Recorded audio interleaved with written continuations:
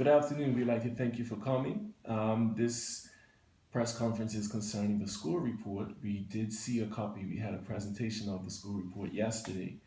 And before we get into our response, we'd like to thank the minister for taking on this initiative. It's such a bold and insightful initiative. We'd like to thank him for seeing the need to really take a good in-depth look at the state of our primary schools. So we'd like to thank him for taking this bold step into really doing a proper assessment of our buildings and things like that. What were some of the findings that you saw in the report that I understand that you had cited? Well, before we go into that, we also want to, and my president thanked the minister, we also want to thank the committee because this is a committee that was made up of teachers, principals, community people, business people. So it was a wide ranging community project, and we want to really commend this committee for doing a very good job. I mean, you can see integrity throughout the system, throughout this report. They went to a lot of lengths, and I guess there is transparency in everything.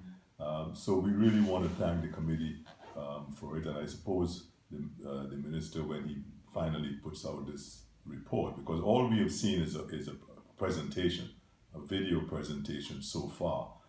We've asked for the report. We understand it's a very lengthy report, but we have not been privy to the report yet. So what we are giving you here today is what we received from the report yesterday. And it raises a lot of flags, and Shannon would talk a lot about it. I'll probably fill in with the gaps, but yeah. Now, the great thing is that this report actually quantifies a lot of things that we've been saying for the longest time. Things and types of conditions that our teachers have been working in and still doing their best to deliver the curriculum out of pocket or even trying to accommodate to make sure everything is delivered. So we're glad that this report now exists because it now serves as a foundation for something. One of the things that it showed was the state of our buildings. Our youngest school is 50 years old. The report shows that there are rats, there's mold, there are leaks, that our classrooms are packed over capacity. They used a rule of 40 square feet per child. Looking at the best research, they showed that there can be more, there can be less, but 40 square feet was a happy medium, conservative medium. Our school classrooms are overutilized in most cases and underutilized in some cases. Some schools have had to close rooms because of mold. One school does not have a library because of mold. It's been closed for about 3 years. And the report brings out those types of things about the school building. Now, Yeah, go ahead. go ahead. Yeah, and we want to emphasize what my president just said about the buildings. There was nothing done about teaching or teachers in this report. They were commissioned by the minister to look at the buildings because, as you know, the minister has talked about school amalgamation and more efficiency in running the schools. So this commission was only about buildings, nothing to do with teachers or teaching the curriculum. And we want to emphasize that the report mainly formed itself on the state of our facilities. Now, is that concerning considering the island keeps hearing that there is no money? So with this report against there is no budget, how does that make you feel? We'll get into that in a second. will Also, get into that. we also want to stress that we're talking about our primary schools. So these are our children, Bermuda's children between the ages of 5 and 12. Sorry, 5 and 10. 9, 10. So these are developing children. Do we really want developing children in a room full of mold? Do we really want anyone really in a room where rats are running around and leaks and all those types of things? It even showed that one school, they had sewer problems and the sewage would come up from time to time, things like that. Another thing that the report highlighted was the lack of programs or the underfunding of programs. For example, there's a school that is designated a school for the hearing impaired. That school has received no extra funding for those students. The teacher in that program has funded the program out of pocket. For the last 27 years. Out of pocket. Out of her pocket. So once again, we're not. This is not a point fingers thing. This is not they did it or they. This is not that thing. This report is a here and now type of report. Two of our primary schools have no reading teacher. No reading teacher for the primary school levels. The schools are broken into 3 zones. One zone does not have a psychologist. And in today, where we have all sorts of societal issues, no psychologists. Another thing that the report showed was that most of the primary schools do not have an IT program. So in a day where information technology is the norm, there's nothing at school for our young students to learn coding or anything like that. No functioning IT programs. There's one school that actually has one photocopier for teachers and students. So if a teacher needs to photocopy something, they have to save it and then run over to the place and print it. One photocopier for an entire school. One of the things, and we go back to IT again, I remember, I was teaching a long time ago, and schools had at that time computer labs. But now I think in the majority of our schools, what you would find is those labs are defunct. You probably have the same computers you had there 20 years ago, and in a lot of cases they're not functioning. You either have old, outdated computers that are not working because we just don't have a functioning IT program. The IT programs in schools, I guess, are probably funded by the teachers. If there is any functioning IT program, probably the teachers are doing it themselves. I know one school where the teacher is paying for the Wi-Fi. Out of pocket. Out of pocket. So that's the kind of things you're having. And we are, talking about a 21st century education, but we do not provide the resources. We're not talking now about anything, curriculum or the actual physical resources to be able to provide a program for students and fit them for work in this society. So our question looking at this report is this assessed to address or is this diagnosed to close? Because if you have 18 schools that need to be fixed, if you close 3, now you have 15 schools that need to be fixed. You still have 100% of our schools not being where they should be. So we thought about it and we said that what can happen is this.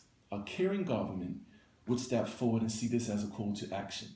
A caring government will get excited at the possibility of, yes, we can now do things for our young children. A caring government will say, great, this is a fine opportunity to now invest resources and mental capacity into building this, not just a one-time band-aid, but a sustainable plan to make sure that everything for the future is working in the benefit of our children.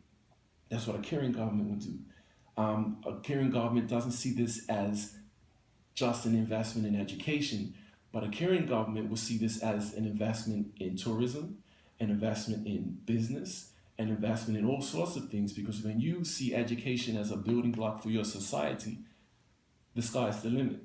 We have to remember that we are now preparing our children for jobs that haven't even existed yet. They're not even in existence. So how can we prepare our children? How can we get them ready for jobs that we don't even know of yet with tools that are ancient?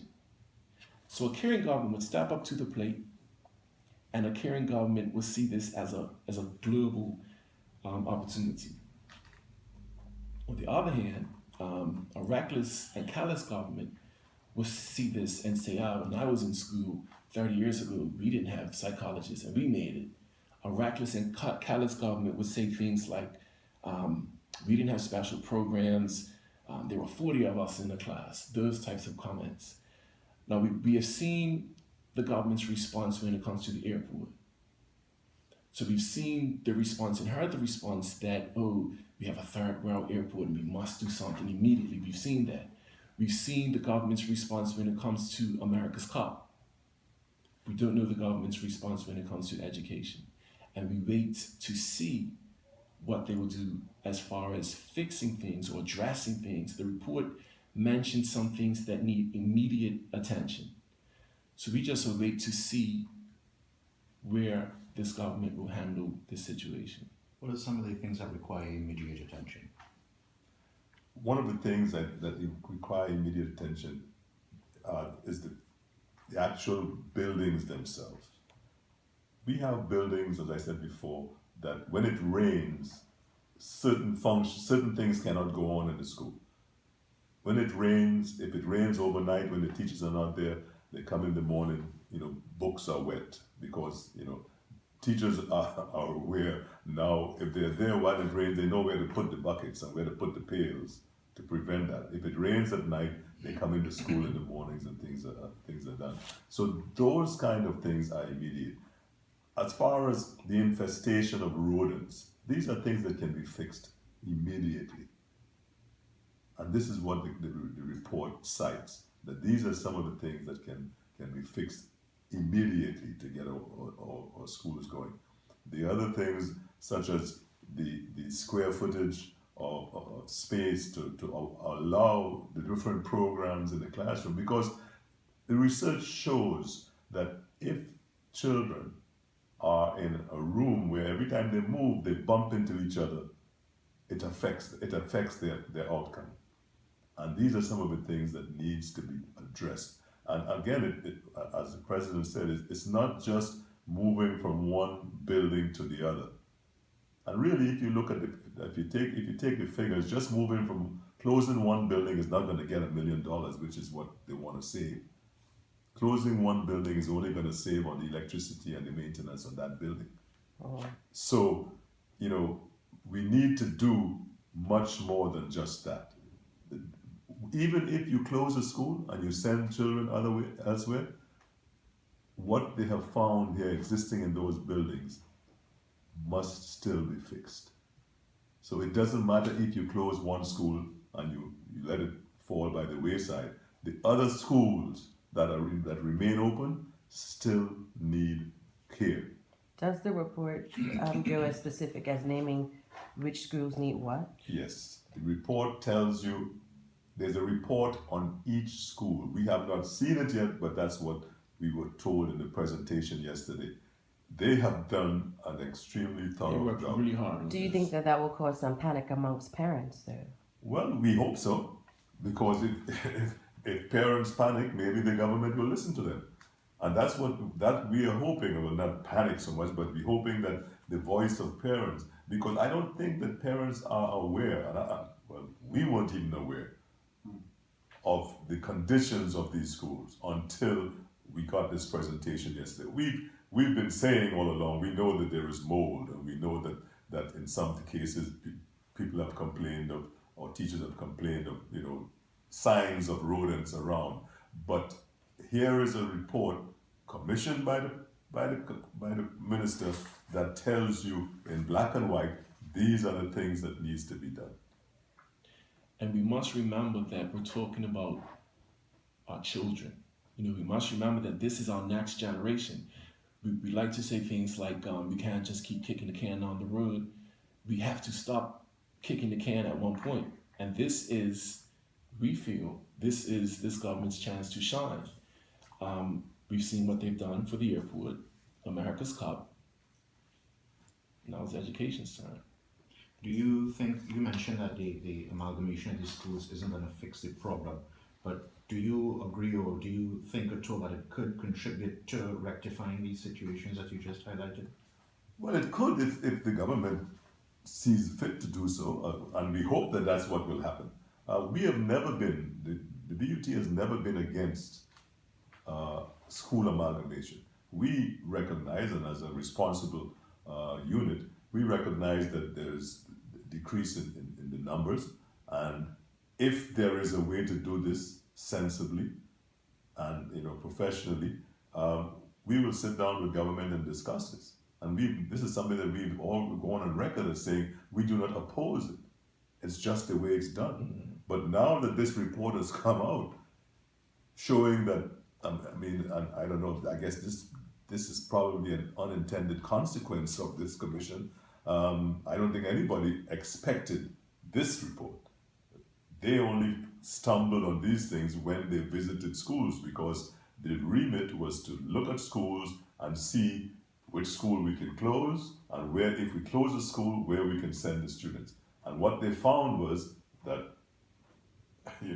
these buildings that they entered, and they had groups that went into every building. They went into every room in every building. And they have told us that there are some rooms where the principal will go and say, you can go in that room, I'm not going. I can't go in that room. You can go and look if you want. That is some of the reports that we've had. There are rooms that have been closed for years because of problems in the room. Based on the findings of this report, do you think it warrants that a similar survey, a similar assessment of the middle and high schools be carried out? I would not put it past our teachers, having heard that and knowing what they experience every day, to request that something be done at their school also. A lot of times what we do is work on a cycle to be painted. So most schools will get painted every 3 years or so. Every 4. But to handle those major problems, not quite. Even a school like a Cedar Ridge, which is relatively new, a Barclay even, you can't just build it and leave it and paint it. You must address those issues as it comes. If we care about our children, it's only right. You mentioned earlier, Mr. Charles, that these are issues that the BUT has been highlighting for a number of years. Are you hoping that this would speed up the rectification of these issues, if at all? Well, what we are hoping is that government, looking at this report, come up with a strategic plan. We understand that all of this can be done overnight. Right, and we know that there is not money to do it. But if there is a plan, then you can say, okay, we do this year, and we will do this next year. We can only do this year. But we don't want to see this report dusted off somewhere. That would be tragic. That would be tragic. We would like to sit down, and we are reasonable people, and I think, these problems did not happen overnight. So we can't expect them to be resolved overnight. But what we want to see is that it is taken seriously, and that we move forward from here with a sustainable plan going forward. And that's what we would like to see. We can't, and we won't expect that next week, all the leaks will be fixed or all the rooms will be done. But we want that this report, and when we finally get it, and to see exactly what schools are and where is all the stuff that we're talking about, when we look at it, we want to see all of this, the recommendations and the findings in this report. And we need to see our buildings come up to standard, because they are health risks. It's a health and safety issue, not only for the students, but for anybody who goes in those buildings.